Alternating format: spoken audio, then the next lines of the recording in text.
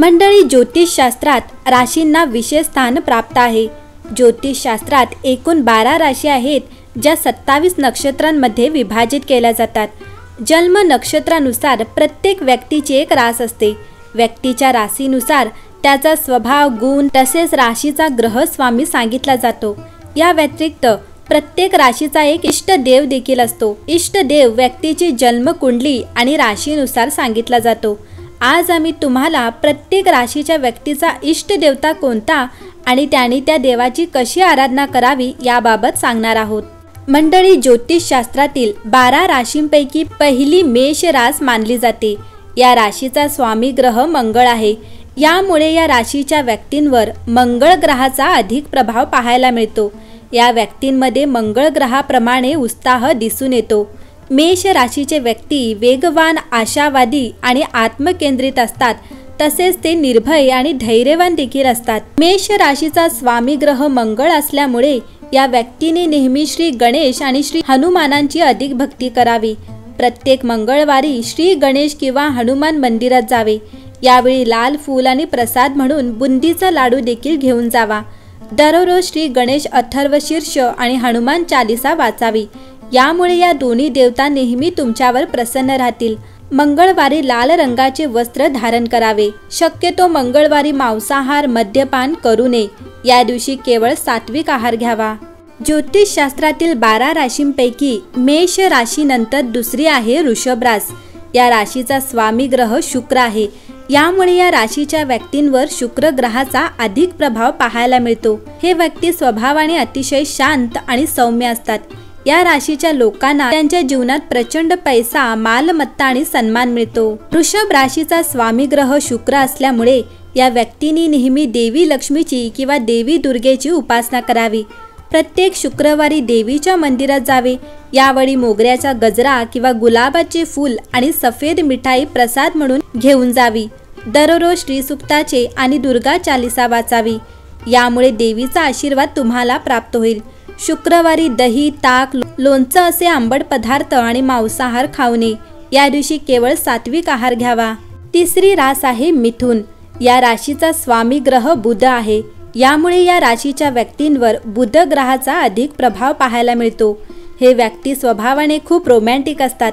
यांचे संवाद कौशल्य उत्तम असते। हे खूप आकर्षक आणि मृदू भाषी असतात।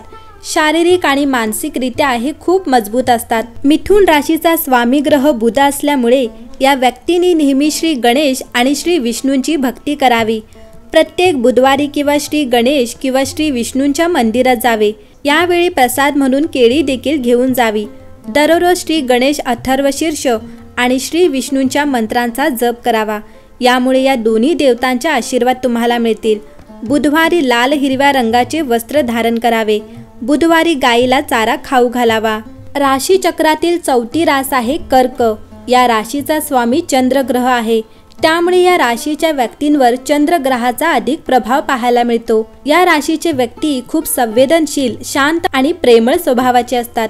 या राशीचे लोक इतरांच्या मदतीसाठी काहीही करण्यास तयार असतात। कर्क राशीचा स्वामी ग्रह चंद्र असल्यामुळे या व्यक्तीने नेहमी महादेवांची आराधना करावी। प्रत्येक सोमवारी महादेवाच्या मंदिरात जावे। शिवपिंडीवर जल, दूध अर्पण करावे। दररोज ओम नमः शिवाय मंत्राचा जप करावा आणि सोमवारी सफेद रंगाचे वस्त्र धारण करावे। राशी चक्रातील 5वी रास आहे सिंह। या राशीचा स्वामी ग्रह सूर्य आहे। त्यामुळे या राशीचे व्यक्ती खूप ऊर्जावान आणि साहसी असतात। हे लोक आपल्या आजूबाजूच्या व्यक्तींप्रती दयाळू आणि उदार असतात। हे नेहमी गरजू व्यक्तीला मदत करण्यासाठी पुढे असतात। सिंह राशीचा स्वामी ग्रह सूर्य असल्यामुळे या व्यक्तीने सूर्याची आणि श्री विष्णूंची पूजा आराधना करावी। प्रत्येक रविवारी सकाळी सूर्याला अर्घ्य अर्पण करावे आणि प्रत्येक गुरुवारी श्री विष्णू मंदिरात जावे। दररोज सूर्याच्या आणि श्री विष्णूंच्या मंत्रांचा जप करावा। प्रत्येक रविवारी आणि गुरुवारी सात्विक आहार करावा। राशी चक्रातील 6वी रास आहे कन्या। या राशीचा स्वामी ग्रह बुध आहे। त्यामुळे या राशीचे व्यक्ती उत्साही आणि चंचल असतात। तसेच हे बुद्धिमान आणि हुशार देखील असतात। कन्या राशीचे व्यक्ती खूप समजूतदार आणि आपल्या भावनांवर नियंत्रण ठेवणारे असतात। कन्या राशीचा स्वामी ग्रह बुध असल्यामुळे या व्यक्तीने नेहमी श्री गणेश आणि श्री विष्णूंची भक्ती करावी प्रत्येक बुधवारी श्री गणेश किंवा श्री विष्णूंच्या मंदिरात जावे। यावेळी प्रसाद म्हणून केळी देखील घेऊन जाऊ शकता। दररोज श्री गणेश अथर्वशीर्ष आणि श्री विष्णूंच्या मंत्रांचा जप करावा। यामुळे या दोन्ही देवतांचा आशीर्वाद तुम्हाला मिळतील। बुधवारी लाल हिरव्या रंगाचे वस्त्र धारण करावे आणि दर बुधवारी गायीला अवश्य चारा खाऊ घालावा। राशी चक्रातील 7वी रास आहे तूळ। या राशीचा स्वामी ग्रह शुक्र आहे, त्यामुळे या व्यक्ती आकर्षक आणि सुंदर असतात। यांचा चेहरा नेहमी तेजस्वी आणि प्रसन्न असतो। तूळ राशीचे व्यक्ती कलाप्रेमी आणि साहित्यप्रेमी देखील असतात। तूळ राशीच्या स्वामी ग्रह शुक्र असल्यामुळे या व्यक्तीने नेहमी देवी लक्ष्मीची किंवा देवी दुर्गेची उपासना करावी। प्रत्येक शुक्रवारी देवीच्या मंदिरात जावे। यावेळी मोगऱ्याचा गजरा किंवा गुलाबाचे फूल आणि सफेद मिठाई प्रसाद म्हणून घेऊन जावी। दररोज श्री सुक्ताची आणि दुर्गा चालीसा वाचावी। यामुळे देवीचा आशीर्वाद तुम्हाला प्राप्त होईल। शुक्रवारी दही, ताक, लोणचं असे आंबट पदार्थ आणि मांसाहार खाऊ नये। या दिवशी केवळ सात्विक आहार घ्यावा। राशी चक्रातील 8वी रास आहे वृश्चिक। या राशीचा स्वामी ग्रह मंगळ आहे, त्यामुळे या राशीचे लोक काही प्रमाणात उग्र स्वभावाचे असतात। वृश्चिक राशीच्या लोकांचे व्यक्तिमत्व अतिशय आकर्षक असते। हे लोक त्यांच्या कार्यक्षेत्रात अत्यंत कार्यक्षम असतात। वृश्चिक राशीचा स्वामी ग्रह मंगळ असल्यामुळे या व्यक्तींनी नेहमी श्री गणेश आणि श्री हनुमानांची अधिक भक्ती करावी। प्रत्येक मंगळवारी श्री गणेश किंवा हनुमान मंदिरात जावे। यावेळी लाल फूल आणि प्रसाद म्हणून बुंदीचा लाडू देखील घेऊन जावा। दररोज श्री गणेश अथर्वशीर्ष आणि हनुमान चालीसा वाचावी। यामुळे या दोन्ही देवता नेहमी तुमच्यावर प्रसन्न राहतील। मंगळवारी लाल रंगाचे वस्त्र धारण करावे। मंगळवारी मांसाहार, मद्यपान अजिबात करू नये। या दिवशी केवळ सात्विक आहार घ्यावा। राशी चक्रातील 9वी रास आहे धनु।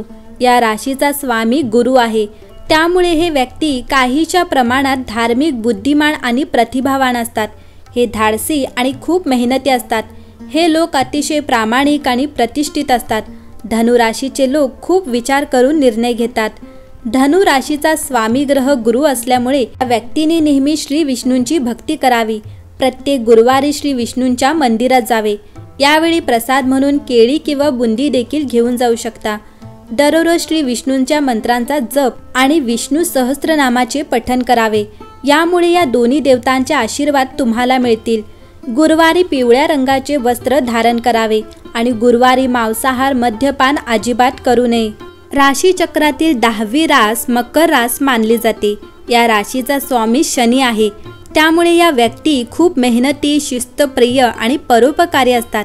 पण अनेक वेळा या राशीच्या व्यक्तींना मेहनतीनुसार फळ मिळत नाही, पण तरीही न थांबता ते पुढे काम करत राहतात। मकर राशीच्या व्यक्तींचा राशी स्वामी शनी आहे, त्यामुळे त्यांनी नेहमी भगवान शंकर आणि हनुमानाची पूजा आराधना करावी। प्रत्येक शनिवारी हनुमान मंदिरात किंवा शिव मंदिरात जावे। यावेळी प्रसाद म्हणून बुंदीचा लाडू घेऊन जावा। दररोज हनुमान चालिसेचे आणि शनी चालिसेचे पठण करावे। यामुळे या दोन्ही देवतांचा आशीर्वाद तुम्हाला मिळतील। शनिवारी काळ्या किंवा निळ्या रंगाचे वस्त्र धारण करणे शुभ मानले जाते। राशी चक्रातील 11वी रास आहे कुंभ। या राशीचा स्वामी शनी आहे, त्यामुळे हे व्यक्ती काहीसे शांत आणि कठोर स्वभावाचे असतात। हे खूप रहस्यमयी आणि एकांतप्रिय असतात। हे विनम्र आणि चांगल्या स्वभावाचे मानले जातात। या व्यक्ती खूप आधुनिक विचारांचे आणि तर्कवितर्क करणारे असतात। कुंभ राशीच्या व्यक्तींचा राशी स्वामी शनी आहे, त्यामुळे या व्यक्तींनी नेहमी भगवान शंकर आणि हनुमानाची पूजा आराधना करावी। प्रत्येक शनिवारी हनुमान मंदिरात किंवा शिव मंदिरात जावे। यावेळी प्रसाद घेऊन जावा। दररोज हनुमान चालिसेचे आणि शनी चालिसेचे पठण करावे। यामुळे या दोन्ही देवतांचे आशीर्वाद तुम्हाला मिळतील। शनिवारी काळ्या किंवा निळ्या रंगाचे वस्त्र धारण करावे। 12वी रास आहे मीन। या राशीचा स्वामी गुरु आहे, त्यामुळे या राशीचे व्यक्ती खूप धार्मिक आणि आशावादी असतात। या व्यक्तींचा स्वभाव शांत आणि दयाळू असतो। या व्यक्तींना नेहमी कल्पनेत जगायला आवडते। या राशीचे लोक खूप रोमॅन्टिक आणि भावुक असतात। मीन राशीचा स्वामी ग्रह गुरु असल्यामुळे या व्यक्तींनी नेहमी श्री विष्णूंची भक्ती करावी। प्रत्येक गुरुवारी श्री विष्णूंच्या मंदिरात जावे। यावेळी प्रसाद म्हणून केळी किंवा बुंदी घेऊन जावी। दररोज श्री विष्णूंच्या मंत्राचा जप आणि विष्णू सहस्त्रनामाचे पठण करावे। यामुळे या दोन्ही देवतांचे आशीर्वाद तुम्हाला मिळतील। गुरुवारी पिवळ्या रंगाचे वस्त्र धारण करणे शुभ मानले जाते।